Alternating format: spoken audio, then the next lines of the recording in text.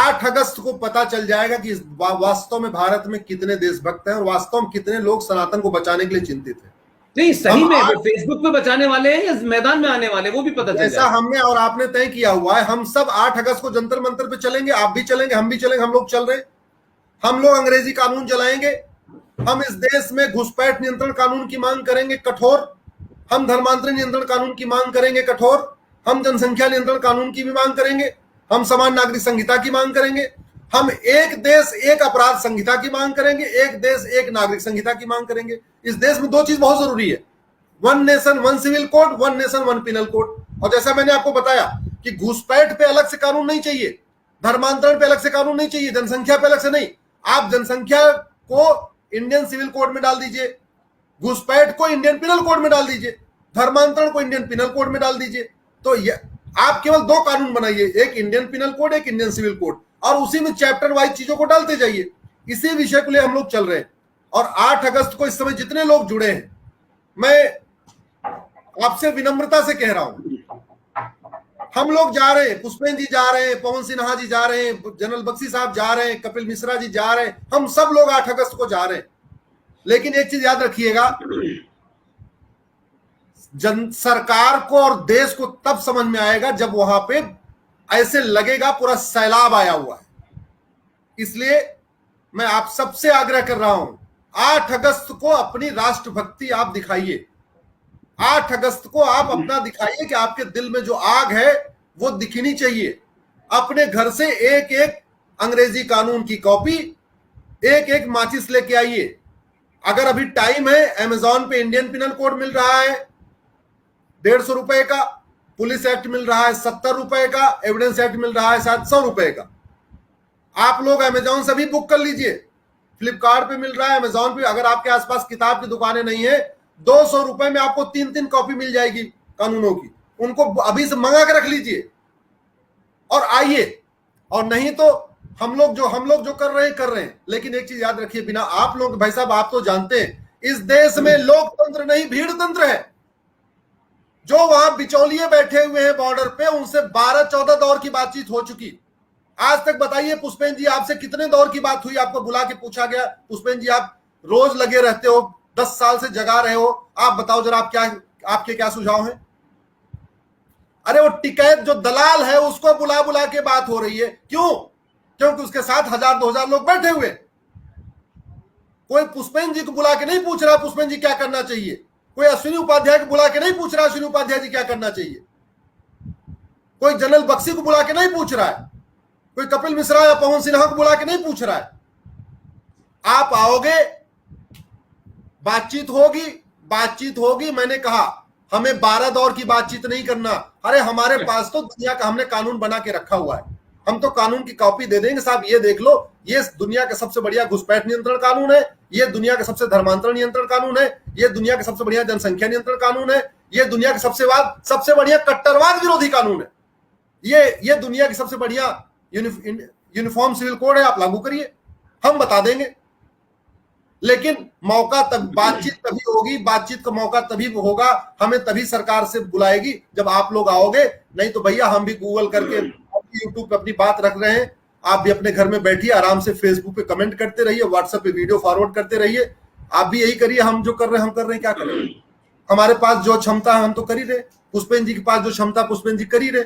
लेकिन अगर आप लोग सड़क पे नहीं आए तो मुझे लगता है फिर पुष्पेंद्र जी का जो इतना प्रयास है, जो लगे हुए हैं बिना डर, बिना भय, बिना किसी उसके, उनका प्रयास मुझे लगता है सार्थक नहीं होगा अगर आप लोग नहीं आए तो। अश्विनी जी ने जो बात कही है उसमें सिर्फ एक ही बात जोड़ दूं मैं, कि हम तमाम सारे लोग ये मानते हैं कि भारत में, जैसे आपने बताया कि पहले हम 47 में 90% थे, अब हम 78% रह गए।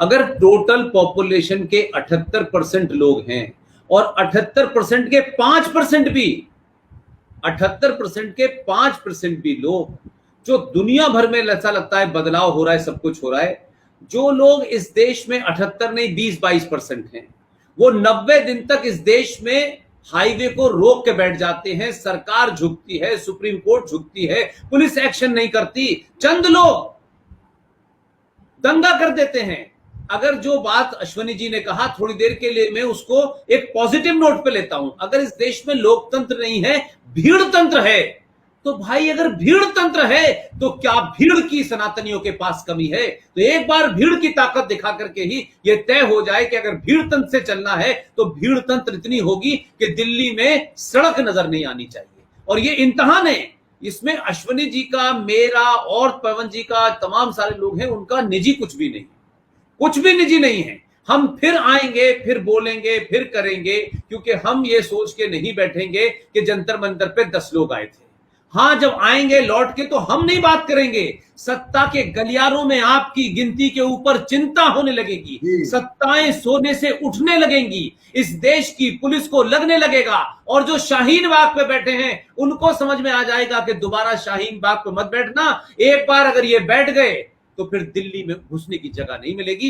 लिहाजा 8 अगस्त को जो अपील है, ये कोई राजनीतिक अपील नहीं है, ये एमपी एमएलए बनने के लिए, चेयरमैन बनने के लिए, सरकार को ताकत दिखाने के लिए टिकट की भीड़ नहीं इकट्ठी होना चाहती। मैं फिर कह रहा हूं, ये शब्द अपने आप में थोड़ा निगेटिव लगता है, भीड़ तंत्र, लेकिन भीड़ तंत्र से ही अगर दुनिया तय होनी है तो क्या भीड़ तंत्र हमारे पास कम है?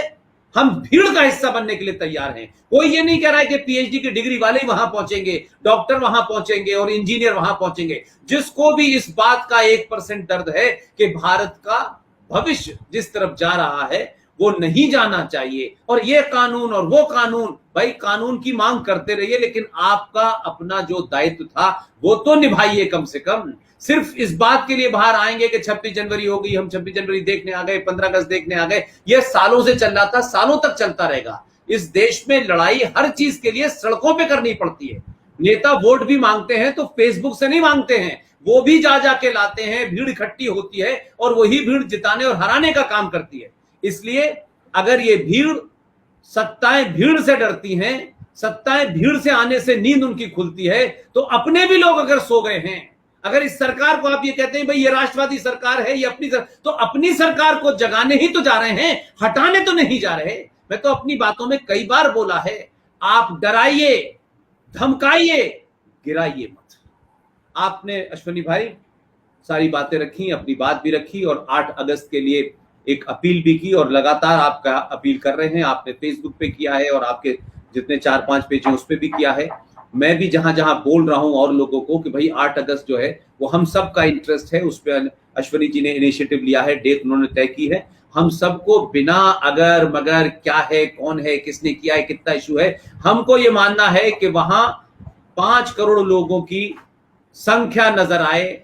ना इसमें अश्वनी जी का कद बढ़ेगा, ना पुष्पेंद्र जी का कद बढ़ेगा, किसी का कद नहीं बढ़ेगा। वहां कोई नेता नहीं है, हर आने वाला वो आदमी जो अपने खर्चे से वहां पहुंचा है वो हमसे भी ज्यादा बड़ा आदमी होगा। आप आए, आपने एक बार ऐसे ज्वलंत मुद्दे के ऊपर फिर दोबारा इतनी लंबी बात की, कई बातें हम बार बार आप जब रिपीट करते हैं तो उससे वो हैमरिंग करने की कोशिश आप करते हैं। मैं देखता हूं कि लोगों को बार बार याद दिलाना है। अश्वनी भाई, दुनिया में क्या होगा हम नहीं जानते, हमसे जो हो सकता है हम कर रहे हैं, ताकि हमारे मन में ये न रहे कि हम जो करना चाहते थे वो हमने नहीं किया, हमने अपनी जिम्मेदारी नहीं की और हम इसने और उसने और दूसरों पर डालते रहे। लिहाजा इस मुहिम को जिंदा रखें, लगातार रखें। और आपने तो इसके ऊपर भी पीआईआर डाली हुई है धर्मांतरण के खिलाफ, और कोर्ट में जो कुछ हो सकता है वो कोर्ट में करें, कोर्ट के बाहर जो हो सकता है वो भी आप कर रहे हैं। तो आपका मैं कैसे शुक्रिया अदा करूं, लेकिन यह है कि मैं आपका शुक्रिया अदा करूं, आप मेरा करें, इससे अच्छा यह है कि हम दोनों में से किसी का ना करें। हम दोनों लगातार इस मुहिम में लगे रहें। बहुत बहुत धन्यवाद। Thank you very much Ashwini. धन्यवाद।